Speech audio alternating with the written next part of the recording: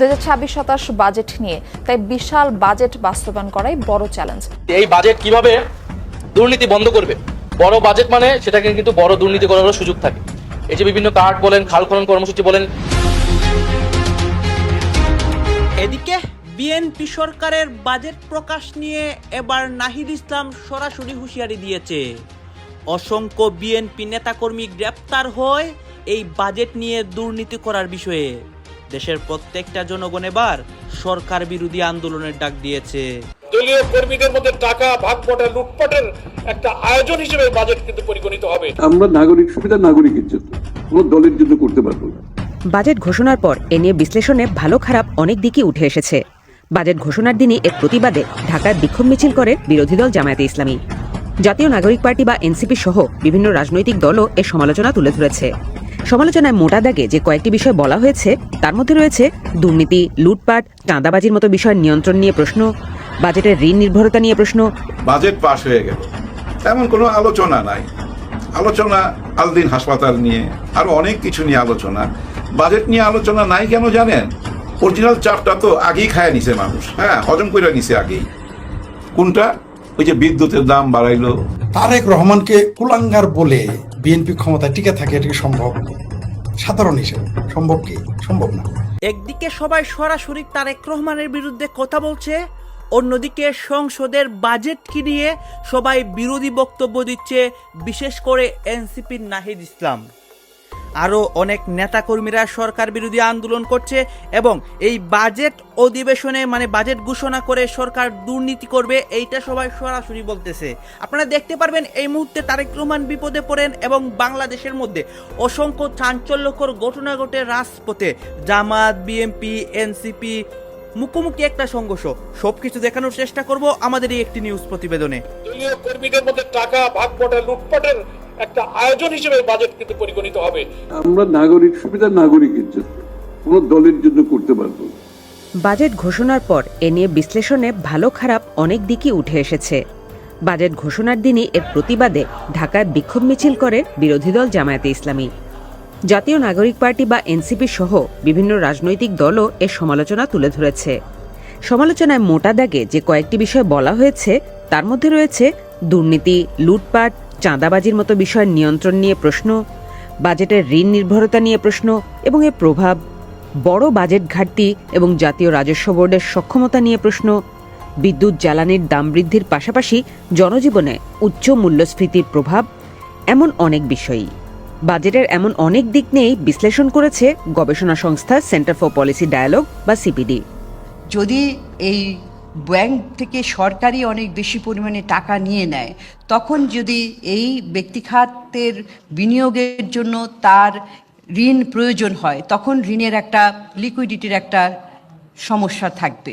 বিদেশি ঋণের ক্ষেত্রে সেটাও ঋণ কিংবা অনুদান, সেগুলো আপনি যদি ভালোভাবে ব্যবহার করতে না পারেন তাহলে সেটা তো আর বাড়তি পরবর্তীতে পাওয়াটা দুষ্কর হবে, এবং সেটাও কিভাবে সুশাসনের সাথে ব্যয় হচ্ছে সেটাও কিন্তু দেখার বিষয়।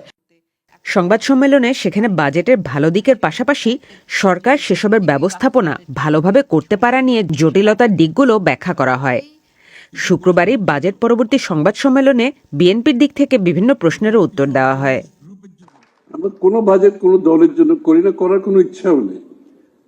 আমরা ফিনান্সিয়াল সেক্টরে একটা সিদ্ধান্ত নিয়েছি, কোনো ফিনান্সিয়াল সেক্টরে কোনো দলীয় লোক আমরা মনোনয়ন করবো না, এটা পরিষ্কার করে আমি বলতে চাই। এই বাজেট কিভাবে দুর্নীতি বন্ধ করবে? বড় বাজেট মানে সেটাকে কিন্তু বড় দুর্নীতি করারও সুযোগ থাকে। এই যে বিভিন্ন কার্ড বলেন, খাল খনন কর্মসূচি বলেন, সরকার দলীয় এমপিরা যে বরাদ্দ পাচ্ছে যেটা বিরোধী দলীয় এমপিরা পাচ্ছে না, তারা সেটা কিভাবে করছে? অর্থাৎ কোথাও কোনো জবাবদিহিতা নাই, কোথাও কোনো স্বচ্ছতা নাই। এবং অর্থমন্ত্রীর পুরো বক্তব্যে আপনারা কিন্তু পাবেন না যে কিভাবে যে ঋণ খেলাপিদের টাকা তারা ফেরত নিবে, পাবেন না যে লুটেরা যারা গোষ্ঠী ছিল আওয়ামী আমলের সেই টাকা কিভাবে তারা আদায় করবে, তাদের বিচার কিভাবে নিশ্চিত করবে, পাচারকৃত টাকা কিভাবে তারা আনবে। এস আলম সহ এই বড় বড় যারা মাফিয়া অলিগার্ক রয়েছে, ফ্যাসিবাদের যারা পুষ্ট হয়ে যারা জনগণের টাকা লুট করেছে, এখন বিদেশে আছে, বিদেশে টাকা পাচার করছে, তাদেরকে কিভাবে বিচারের আওতায় আনবে সেই ধরনের কোনো বক্তব্য কিন্তু আমরা পাইনি। বরং আমরা দেখতে পাচ্ছি যে ইসলামী ব্যাংকে কিভাবে আবার এস আলমের হাতে আবার তুলে দেওয়ার চেষ্টা করা হচ্ছে। গতকালকে আমরা দেখেছি আদ্দিন হাসপাতালকে একটা কজ দেখিয়ে বন্ধ করে দেওয়া হয়েছে। যদি সেই হাসপাতালের বিরুদ্ধে কোনো অভিযোগ থাকে সেটা সুষ্ঠু তদন্ত হওয়া উচিত, বিচারও হওয়া উচিত। কিন্তু আমরা দেখতে পাচ্ছি সরকার একটা রাজনৈতিক প্রতিহিংসার জায়গা থেকে জামাত বলেন 11 দলীয় জোট বলেন তাদেরকে এক ধরনের কোণঠাসা করার চেষ্টা করছে এবং বিভিন্ন প্রতিষ্ঠানের উপর আঘাত আনছে, যেখানে আমাদের প্রতিষ্ঠান তৈরি করার কথা। বাংলাদেশে এমনি প্রতিষ্ঠান নাই, ব্যাংকিং ব্যবস্থা যেই নাজুক খাতে পরিণত হয়েছে, এখন যদি 3 কোটি গ্রাহক বা আমানতকারী যদি ইসলামী ব্যাংক থেকে মুখ ফিরিয়ে নেয়, এটা কিন্তু অন্য ব্যাংকের উপর এই প্রভাবটা পড়বে। ফলে এই সামগ্রিক ভঙ্গুর অর্থনীতিকে দিশা দেখানোর মতো কোনো বাজেট এটা হয়নি। ফলে সেই জায়গা থেকে আমাদের এই সমালোচনাগুলো থাকবে। একই সাথে আমরা শুধু সমালোচনাই করছি, আমরা কিন্তু প্রস্তাবনাও দিচ্ছি। আমাদের একটা বাজেট সেই প্রস্তাবনার অংশ, এবং সংসদে এবং সংসদের বাইরে আমরা সেই কথাগুলো অব্যাহতভাবে বলে যাব। বাংলাদেশের ইতিহাসে কখনোই এত রাজস্ব আদায় করা সম্ভব হয়নি। বর্তমান যে প্রশাসন কর কাঠামো রয়েছে এর মধ্যে এটা সম্ভব না। শিক্ষা, স্বাস্থ্য, সামাজিক নিরাপত্তা তারা বরাদ্দ বৃদ্ধি করেছে, এগুলো ইতিবাচক হলেও এগুলো আসলে বাস্তবায়নযোগ্য হবে না এই বাজেটটা আমরা মনে করছি। সবচেয়ে গুরুত্বপূর্ণ যে দুর্নীতি, এই বাজেট কিভাবে দুর্নীতি বন্ধ করবে, বিদেশে টাকা পাচার করছে তাদেরকে কিভাবে বিচারের আওতায় আনবে, সেই ধরনের কোনো বক্তব্য কিন্তু আমরা পাইনি। বরং আমরা দেখতে পাচ্ছি যে ইসলামী ব্যাংকে কিভাবে আবার এসালমের হাতে আবার তুলে দেওয়ার চেষ্টা করা হচ্ছে। আপনারা জানেন যে গতকাল সরকারের বাজেট দিয়েছে, বাজেট উপস্থাপন হয়েছে এবং আমরা একটা প্রাথমিক প্রতিক্রিয়া দিয়েছি। এবং বাজেটের পূর্বে আমরা জাতীয় নাগরিক পার্টি এনসিপি আমাদের পক্ষ থেকে একটা ছায়া বাজেট উপস্থাপন করেছি। আমরা ভেবেছিলাম যে এটা সরকারকে সহায়তা করবে, এই আমাদের বাজেটটার তারা যদি দেখে বিচার বিবেচনা করে এখনো সুযোগ আছে। তো আমাদের প্রাথমিকভাবে যেটা মনে হয়েছে যে এই বাজেটে যেটা তারা প্রায় 9 লক্ষ কোটি টাকা, 9,38,000 কোটি টাকা তারা বাজেট করেছে, বরাদ্দ করেছে, এবং রাজস্ব যেখানে তারা প্রায় 6,90,000 কোটি টাকা রাজস্ব লক্ষ্যমাত্রা করেছে, এটি আসলে বাস্তবতা বিবর্জিত। কারণ এত রাজস্ব বাংলাদেশের ইতিহাসে কখনোই এত রাজস্ব আদায় করা সম্ভব হয়নি। বর্তমান যে প্রশাসন কর কাঠামো রয়েছে এর মধ্যে এটা সম্ভব না। আপনারা যদি এইবারও দেখেন, এই যে লাস্ট যে বাজেট, সেখানেও কিন্তু 3 লক্ষর কিছুটা বেশি রাজস্ব আদায় হয়েছে। ফলে 1 বছরের মাথায় সেটা দ্বিগুণ রাজস্ব তারা আদায় করতে পারবে, এটা আসলে সম্ভব নয়। ফলে সরকারের এই বাজেটটা আমরা মনে করতেছি এটা উচ্চাভিলাষী, এবং এই বাজেটটা আসলে অর্থনৈতিক যে মৌলিক সংস্কার, যেটা আমরা আশা করেছিলাম যে রাজনৈতিক সংস্কারের পরবর্তীতে অর্থনৈতিক সংস্কারটা আসবে, সেই অর্থনৈতিক সংস্কারটা কিন্তু এই বাজেটের মাধ্যমে সম্ভব হবে না। বাজেটে কিছু সৃজনশীল জায়গা তারা দেখিয়েছে, কিছু পণ্যের তারা কর কমিয়েছে, শিক্ষা, স্বাস্থ্য, সামাজিক নিরাপত্তা তারা বরাদ্দ বৃদ্ধি করেছে, এগুলো ইতিবাচক হলেও এগুলো আসলে বাস্তবায়নযোগ্য হবে না এই বাজেটটা আমরা মনে করছি। এবং সারা দেশে যে দ্রব্যমূল্যের ঊর্ধ্বগতি, বিদ্যুতের দাম যেইভাবে বেড়েছে, এটা কিন্তু নজিরবিহীন। এত কম সময়ে এত বেশি পরিমাণ একসাথে বিদ্যুতের দাম বৃদ্ধি পায়নি এর আগে। এবং আমাদের আগামীকাল এই চট্টগ্রামে 11 দলীয় জোটের মহাসমাবেশ, চট্টগ্রাম বিভাগীয় সমাবেশ, সেখানে কিন্তু গণভোটের যে রায়, সেই রায় অনুযায়ী সংস্কার বাস্তবায়ন এবং দ্রব্যমূল্যের দাম ঊর্ধ্বগতি যেটা, সেটা লাগাম ধরে টানার জন্য কিন্তু আমাদের এই দাবিতে আমরা প্রত্যেকটা বিভাগে 11 দলীয় জোট প্রোগ্রাম করছি। আমাদের এই পুরা মাস জুড়েই সংসদে এবং সংসদের বাইরে এই অর্থনৈতিক বিষয় নিয়ে কথাবার্তা হবে, আমরা কর্মসূচি চালাবো। এবং সবচেয়ে গুরুত্বপূর্ণ যে দুর্নীতি, এই বাজেট কিভাবে দুর্নীতি বন্ধ করবে। বড় বাজেট মানে সেটাকে কিন্তু বড় দুর্নীতি করারও সুযোগ থাকে। এই যে বিভিন্ন কার্ড বলেন, খাল খনন কর্মসূচি বলেন, সরকার দলীয় এমপিরা যে বরাদ্দ পাচ্ছে, যেটা বিরোধী দলীয় এমপিরা পাচ্ছে না, তারা সেটা কিভাবে করছে। অর্থাৎ কোথাও কোনো জবাবদিহিতা নাই, কোথাও কোনো স্বচ্ছতা নাই। এবং অর্থমন্ত্রীর পুরো বক্তব্যে আপনারা কিন্তু পাবেন না যে কিভাবে যে ঋণ খেলাপিদের টাকা তারা ফেরত নিবে, পাবেন না যে লুটেরা যারা গোষ্ঠী ছিল আওয়ামী আমলের, সেই টাকা কিভাবে তারা আদায় করবে, তাদের বিচার কিভাবে নিশ্চিত করবে, পাচারকৃত টাকা কিভাবে তারা আনবে। এসালাম সহ এই বড় বড় যারা মাফিয়া অলিগার্ক রয়েছে, ফ্যাসিবাদের যারা পুষ্ট হয়ে যারা জনগণের টাকা লুট করেছে, এখন বিদেশে আছে, বিদেশে টাকা পাচার করছে, তাদেরকে কিভাবে বিচারের আওতায় আনবে, সেই ধরনের কোনো বক্তব্য কিন্তু আমরা পাইনি। বরং আমরা দেখতে পাচ্ছি যে ইসলামী ব্যাংকে কিভাবে আবার এসালামের হাতে আবার তুলে দেওয়ার চেষ্টা করা হচ্ছে। গতকালকে আমরা দেখেছি আদ্দিন হাসপাতালকে একটা কজ দেখিয়ে বন্ধ করে দেওয়া হয়েছে। যদি সেই হাসপাতালের বিরুদ্ধে কোনো অভিযোগ থাকে, সেটা সুষ্ঠু তদন্ত হওয়া উচিত, বিচারও হওয়া উচিত। কিন্তু আমরা দেখতে পাচ্ছি সরকার একটা রাজনৈতিক প্রতিহিংসার জায়গা থেকে জামাত বলেন, 11 দলীয় জোট বলেন, তাদেরকে এক ধরনের কোণঠাসা করার চেষ্টা করছে এবং বিভিন্ন প্রতিষ্ঠানের উপর আঘাত আনছে, যেখানে আমাদের প্রতিষ্ঠান তৈরি করার কথা। বাংলাদেশে এমনি প্রতিষ্ঠান নাই, ব্যাংকিং ব্যবস্থা যেই নাজুক খাতে পরিণত হয়েছে। বাজেট পাশ হয়ে গেল, এমন কোনো আলোচনা নাই। আলোচনা আলদিন হাসপাতাল নিয়ে, আরো অনেক কিছু নিয়ে আলোচনা। বাজেট নিয়ে আলোচনা নাই কেন জানেন? অরিজিনাল চাপটা তো আগেই খায় নিছে মানুষ, হ্যাঁ, হজম করে নিছে আগেই। কোনটা?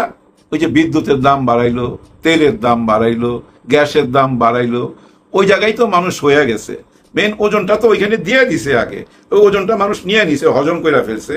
যার জন্য এই নতুন বাজেটে কি হবে না হবে অতটা মাথা ব্যথা নাই। সাধারণ মানুষের যে রিক্সাওয়ালাটা এক জায়গা থেকে আরেক জায়গায় যাইতে 30 টাকা নিত, ও এখনো 30 টাকাই পাবে। 40 টাকা চাইলে হয়তো কোনো উদার মনের মানুষ দিয়ে দিতে পারে, আবার কেউ থাপ্পড়ও লাগাই দিতে পারে যে বেটা বেশি চাইলি কেন, এমন হইতে পারে ভাই। কারণ জুলুমটা না ভাই ওই গরিবের উপরেই হয়। যেমন ওই যে গরিবের হাসপাতাল আলদিন, ওইটা নিয়ে এখন কি চলতেছে, গরিবের উপরে জুলুম চলতেছে। কিন্তু সংসদে কিন্তু ওনারা কবিতা লিখতেছে। হ্যাঁ, একজন কবিতা লেখে, আরেকজন নিয়ে আসে নতুন করে আরেকটা কবিতা। হ্যাঁ, উনি কবিতা লিখছে, উনি কে দেখেন, ওনার কবিতাটা আমার পছন্দ হয়েছে, আমি আপনাদেরকে শোনাবো। দেখেন, বাগেরহাট পাশের। স্পিকার, আপনাকে ধন্যবাদ। মাননীয় স্পিকার, আমরা গতকাল সংসদে একটি কবিতা শুনেছিলাম। চিরসুখী যে জন ভ্রমে কি কখন ব্যথিত বেদন বুঝিতে পারে, কি যাতনা বিষে বুঝিবে সে কিসে, কভু আসিবে সে দংশে নিচারে। মাননীয় স্পিকার, এই কবিতার বিপরীতে আমিও একটি কবিতা লিখেছি। যে কভু গুমের আধারে হারায়নি পথ, সে কি বুঝবে স্বজন হারানো বেদনা কত, গুমের যাতনা বুঝিবে সে কিসে, যে ছিল শিলংয়ের বিলাসিনী সে। রাগ করলেন? দেখেন, সালাউদ্দিন সাহেব নিজেও হাসতেছে। এই হইলো এই জেনারেশন, বুঝছেন? জবাব ঠিক দিয়ে দিবে, কোনোটাই রাইখা দিবে না, সবকিছুই ফেরত দিবে। এই যে ইসলামিক ব্যাংক যেভাবে নিয়ে নিলেন, এটারও একটা কঠিন জবাব সামনে পাবেন আপনারা। এই কবিতার মতো জবাব আসবে, নিশ্চয়ই আসবে। এবার আসি আলদিন হাসপাতাল নিয়ে। এই নামের মধ্যেই তো পুরো রহস্য, কেন এদিকে নজর। কিন্তু ঘটনা একটা ঘটছে, যে ঘটনা মোটেও মাইনা নিতে পারি না। কেন মাইনা নিতে পারি না? যে এরকম হওয়া উচিত না। 6 জন ভাই, একদম আল্লাহর পাখি, একদম নবজাত শিশু আল্লাহর কাছে চলে গেল। দোষটা কার? পুরা হাসপাতালের? না, পুরা হাসপাতালকে না, সে দোষ দেওয়া যাবে না। ওই শিশুগুলা যে ওয়ার্ডের মধ্যে ছিল, যাদের দায়িত্বে ছিল, তাদেরকে অবশ্যই আইনের আওতায় আনতে হবে। এটা তো মাইনা নেওয়া যায় না। গ্যাস লিক হইলো না, আপনারা এসি বন্ধ করে দিছেন, কে বন্ধ করলেন, কাদের ডিউটি ছিল, কার দায়িত্ব ছিল, এদেরকে আইনের আওতায় নিশ্চয়ই আনতে হবে। এটা তো ছাড় দেওয়া যায় না। কিন্তু এইটা কি করলেন? পুরা নিষিদ্ধ করে দিলেন, লাইসেন্স বাতিল করে দিলেন। এটা কোনো কাজ হইলো? আঙুল একটুখানি পড়ছে দেখা আঙুলটাই তো কাটবেন, একেবারে কবজা থেকে কাইটা ফেলাবেন? এটা তো হয় না। আপনারা যেটা করলেন, এখান থেকে কাইটা নিয়ে চলে গেলেন। কেন নিয়ে গেল এটা আমরা একটু বোঝার চেষ্টা করি। আসেন অন্যভাবে একটু বোঝার চেষ্টা করি। ইসলামিক ব্যাংকের পরে এদিকে কেন আসলো? এর কারণ কি? এই আদ্দিন হাসপাতালের বাংলা অর্থটা কি? এটা তো ভাই আরবি একটা শব্দ, আদ্দিন। আদ মানে আমরা ধৈরা নিতে পারি, ইংরেজিতে যেমন আমরা দি বলি না, দি আদ, এটা হলো দি। আর দিনটা পুরাটাই ইসলামিক একটা শব্দ। কিন্তু দিন মানে সত্য জীবন ব্যবস্থা। আল দিন, ইহা সত্য জীবন ব্যবস্থা, এটা হলো মেইন মানি। তার মানে কি জানেন? ইসলামকেই নির্দেশ দিচ্ছে, ইসলামের দিকেই কিন্তু আছে। ইসলামে যেভাবে মানুষকে সেবা দেওয়ার কথা লেখা আছে, ঠিক তেমন ভাবে কিন্তু এই হাসপাতালটা পরিচালনা করা হয়। যার জন্য বলা হয় এটা গরিবের হাসপাতাল, মা আর শিশুর হাসপাতাল। অতি সাধারণ একজন মানুষের ওয়াইফের যখন ব্যথা উঠবে, প্রেগনেন্ট ব্যথা উঠবে, কোথায় নিয়ে যাবে? স্কয়ারে নিয়ে যেতে পারবে? অ্যাপোলোতে নিয়ে যেতে পারবে? হ্যাঁ, নিয়ে যেতে পারবে। কোথায়? ঢাকা মেডিকেল কলেজে। সেখানে কি অবস্থা আপনারা সবাই জানেন। আরেকটা জায়গায় কোথায়? এই আদ্দিন হাসপাতাল, এখানে আপনি নিয়ে যেতে পারেন। এই হাসপাতালটা মা শিশুদের জন্য বিখ্যাত বহুদিন যাবত। আমি তো দেখে আসতেছি বোধহয় 90 সাল থেকে। হ্যাঁ, একটা চিপা গলি দিয়ে ঢুকলেই ভাই ওই সাইড দিয়ে না বাইরে হওয়া যায়, বেলি রোডে যাওয়া যায়। এদিক দিয়ে বহুবার যাওয়া আসা করছি। এই হাসপাতালটা সম্বন্ধে আগে থেকেই আমি জানি। সেনাবাহিনীর দায় না শুধু, এগুলো তো আসলে ভেতরে ভেতরে সেনাবাহিনী করাচ্ছে। আপনি কল্পনা করেন তো, শাহাদাত রাসেল, আপনি ঢাকাতে ছিলেন, রাজনীতি করেছেন, তারেক রহমানকে কুলাঙ্গার বলে বিএনপি ক্ষমতায় টিকে থাকে, এটা কি সম্ভব? সাধারণ হিসেবে সম্ভব কি? সম্ভব না। তারেক রহমানের সরকারকে কুলাঙ্গার বলে টিকে থাকা কি সম্ভব? সম্ভব না। আমরা যাই বলি না কেন, যেখানে জয় বাংলা স্লোগান দিলে আপনার জেল হয়ে যাচ্ছে। শেখ হাসিনার ছবি, জননেত্রী শেখ হাসিনার ছবি যদি মোবাইলে পায়, জেল হচ্ছে। আওয়ামী লীগ করার কারণে পিতা আওয়ামী লীগ করলে পুত্রকে মেরে ফেলা হচ্ছে, পুত্র আওয়ামী লীগ ছাত্রলীগ করলে মাকে পিটিয়ে মেরে ফেলা হচ্ছে।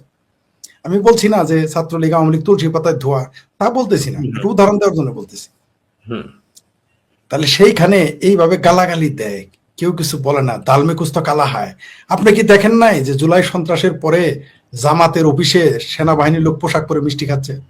এই যে আমার ভাবির গুলো নাহিদ, তারপর কি জানা মাহফুজ, এদেরকে কাঁধে নিয়ে ঘুরে নাই? সেনাবাহিনী কি করে? এরকম রাজনৈতিক পরিস্থিতি, আপনারা 90-এর গণঅভ্যুত্থানের কথা আপনার মনে থাকার কথা।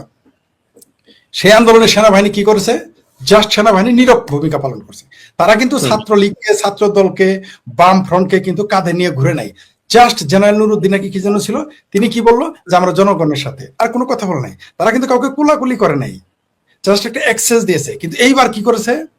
সেনাবাহিনী কাঁধে নিয়ে ঘুরেছে। সুতরাং আপনি কেন এদের দায় না, এরা এইগুলো করাচ্ছে, আপনি খেয়াল করেন যে নির্বাচন তো হয়ে গেছে। দর্শক আপনারা তো দেখলেন এখানে কি কথা হচ্ছে, অনেকে কিন্তু অনেক কথা বলতেছে, বিশেষ করে এখানে দেখতে পাচ্ছি আমরা বাংলাদেশের রাজনীতির প্রেক্ষাপট নিয়ে কথা হয় এবং বাজেট অধিবেশন ঘোষণা হওয়ার পর চাঞ্চল্যকর যে অসংখ্য ঘটনা ঘটতেছে এবং অনেকেই যে বিপদের মুখে পড়তেছে এগুলো নিয়ে কথা হয়। কাজ এই বিষয়গুলো দেখে এবং পশ্চিমবঙ্গের ভারতের এবং বাংলাদেশের রাজনীতি নিয়ে আপনার মন্তব্য কি, আপনার গুরুত্বপূর্ণ মন্তব্যটা অবশ্যই আপনারা আমাদের কমেন্ট বক্সে লিখে যাবেন।